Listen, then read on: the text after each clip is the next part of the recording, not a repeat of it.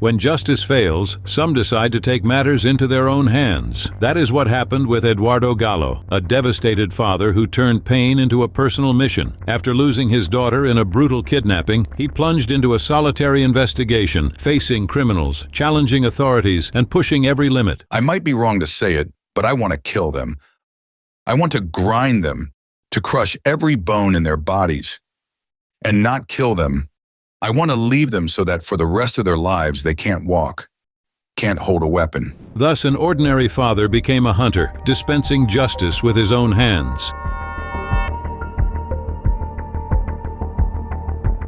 Eduardo Gallo never imagined his name would one day be remembered for such a heavy story. He lived an ordinary life with his family in Tepoztlan, in the state of Morelos. His daughter, Paula Gallo, was 25 years old and had a bright future ahead. She was newly graduated in psychology, dedicated, full of plans. The family was proud of each and every one of her achievements. Until on July 9th of 2000, reality knocked at the door. A direct kidnapping, brutal and with no time to react. She was at home in the city of Tepoztlan, in the state of Morelos, in Mexico, when it all happened. It was late, and what seemed like a normal day ended up becoming a nightmare. A group of hooded men armed with rifles stormed the residence. It all happened in a matter of seconds. They searched everything and took Paula from there by force. She was taken to an unknown location and placed in captivity.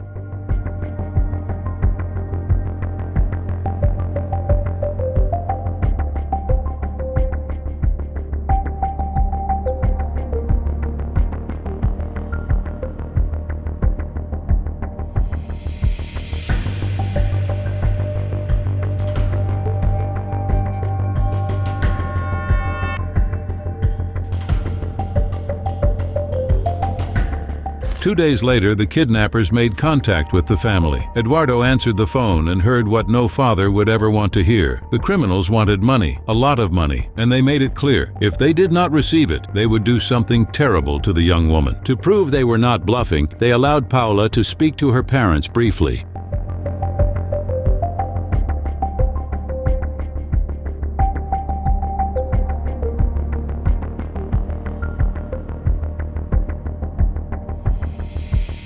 She had time to say only, "Tell Mom that I love her." It was the last time her voice was heard. I know about my daughter's abduction. Yes, the first thing I did was contact the federal authorities. Back then, it was the Federal Preventive Police. They advised me on negotiating the ransom without a doubt. I mean, it's a terrible experience.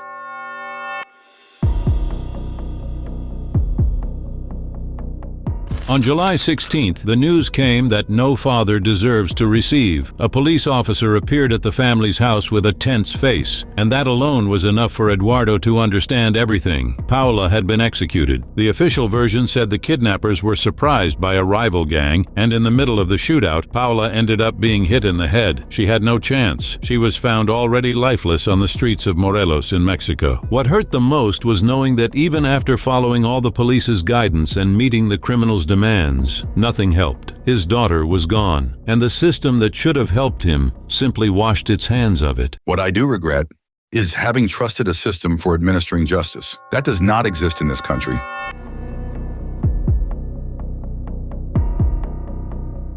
After the tragedy, Eduardo had to face another nightmare, the Mexican justice system. The public prosecutor's office stated that the case was closed. They said the culprit had lost his life in the shootout, a man known as OAP2, already heavily involved with organized crime. But Gallo did not accept that explanation. He felt something was wrong. The case had been shelved far too quickly. The investigations were shallow. No one seemed interested in finding out who had really kidnapped Paula, nor why she was eliminated in that way. Over the years, Eduardo attended hearings, appealed, and insisted. 10 years went by and he still had to keep going to the courts, being the only one interested in solving the case. It has taken me 10 years of court battles. I'm still in court. It's unbelievable that 10 years later, after I was the one who investigated them, who brought them to justice, and who arrested them, and I'm still fighting in court.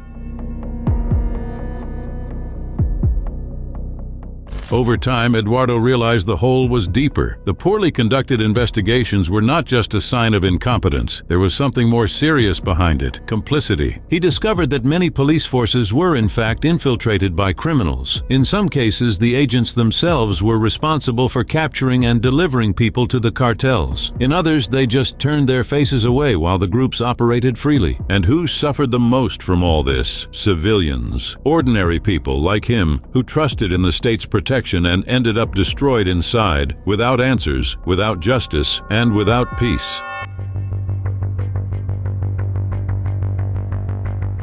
Eduardo Gallo was not a police officer nor an investigative journalist, much less someone trained to deal with the underworld of crime. But when his daughter was taken from home by masked criminals in Tepoztlan, in the state of Morelos in Mexico, he did not have much choice. That is when Gallo made a decision. If the system was not going to help him, he would investigate it himself. What he did went beyond any expectation. You can understand that this is happening. When I say you can't really understand it, a mental block comes in. You don't want to know anymore, but you know you have to fix it. You don't say that this goes beyond. Gallo began to investigate alone, methodically. First, he spoke to other victims. Then he went after criminals already in prison. Finally, he sought out neighbors in the most dangerous areas. Always with direct questions. What did the kidnappers look like? What time did they act? What clothes did they wear? What was their height? My daughter was kidnapped from my home in Tepoztlan, so I started asking around in Tepoztlan who knew about kidnappings, who knew someone who had been taken. Once I had a few names, I set up interviews with those people. They told me how the kidnappings happened, what time, how many people, what kind of shoes they wore, how they spoke, their height, their build, lots of details.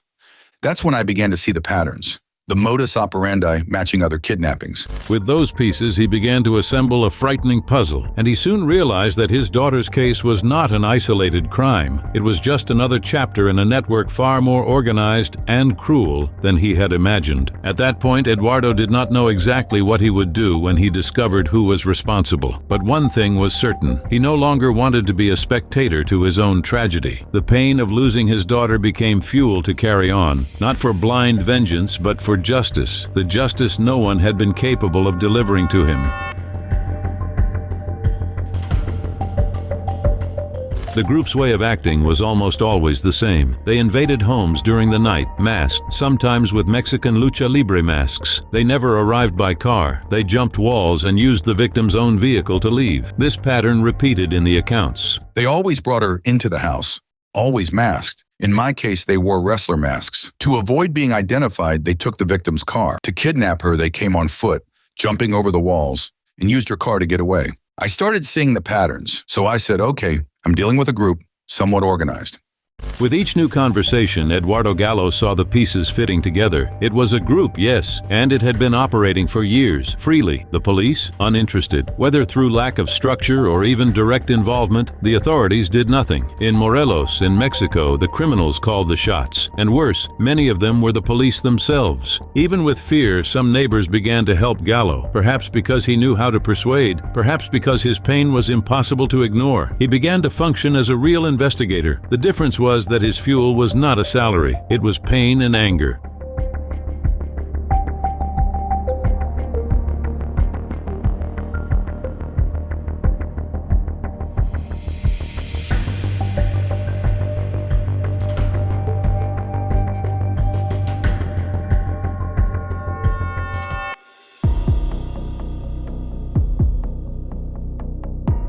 After 2.5 years of searches, the criminals began to surface. The first name to gain prominence was Antonio Barragan Carrasco, accused of having started the shootout that took Paula's life. With the help of a police officer, Eduardo Gallo traveled to the community of San Quintin in Baja California, where Antonio lived as a farm worker. There he found the suspect's wife, who pointed out where he was. Upon coming face to face with the man, Gallo lost any trace of self-control. He assaulted Antonio, took his wages, and made threats involving involving his children and his teenage daughter. Gallo's words and actions at that moment were no longer those of a father, but of someone consumed by hatred. Gallo and the police officer took Antonio. During the journey, they used electric shocks, beatings, and even a plastic bag over the man's head. They wanted a confession, and they got one. What remained of the suspect was delivered to the authorities. But the violence continued. Gallo paid the director of the Atlachaloaya prison in Morelos, in Mexico, to have free access to the cell. For 5 days, he visited Antonio and assaulted him with authorization. Until the director himself ordered it to stop, he thought the prisoner would not survive, and that would cause problems for the institution. What I'm looking for in the end isn't really a search. I might be wrong to say it, but I want to kill them. I want to grind them, to crush every bone in their bodies, and not kill them. I want to leave them so that for the rest of their lives they can't walk, can't hold a weapon. Even after confessing, Antonio was kept isolated for 1 year and 3 months in a punishment cell without trial at Gallo's request. Antonio remained without a sentence from 2001 till 2015, when he was sentenced to 33 years for qualified elimination and criminal association.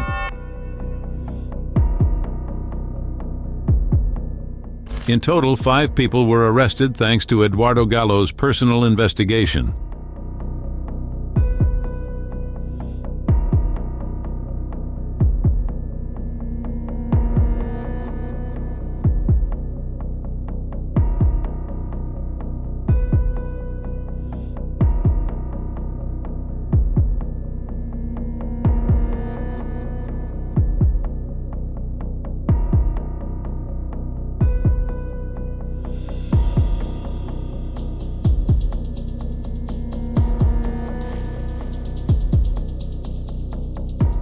But the methods he used raise an uncomfortable question. When the system fails completely, how far can someone go in the name of justice? Gallo himself acknowledges that he lost himself along the way, but he says that in the end, what he did was out of love for his daughter. Even feeling like a monster in many moments, he insists he would do it all again, perhaps even faster. And even carrying that shadow, he delivered something the state never managed to: answers. Do not forget to subscribe to watch more videos like this.